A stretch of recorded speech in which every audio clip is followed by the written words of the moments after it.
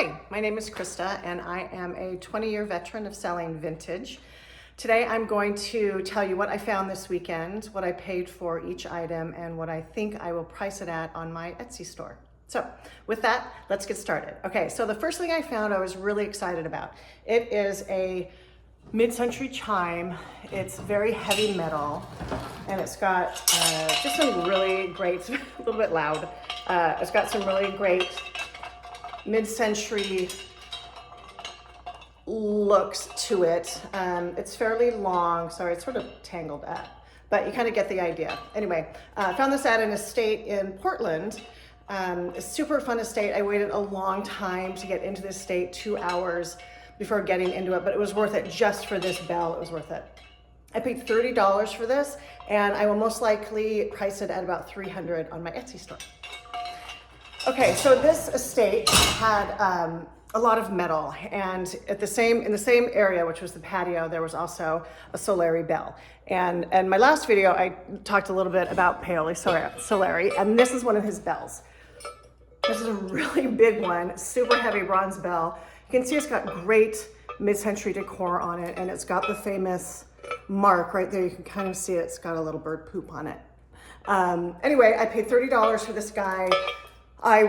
They range anywhere from $500 to $1,500, so I'll probably price it somewhere in between there on my Etsy store. Okay, going with some more metal.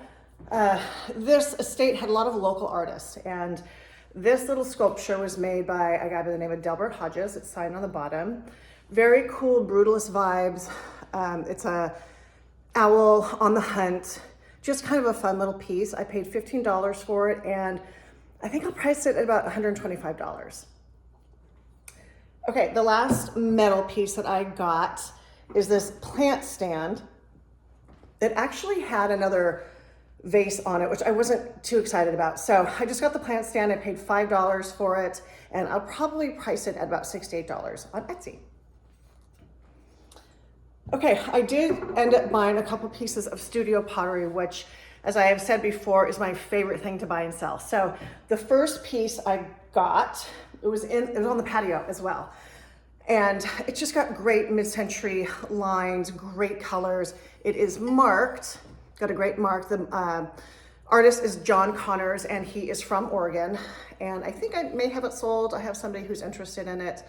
I paid $20 and I'm asking $150. Okay, my other little piece that I got, I can't resist these. They're called weed pots.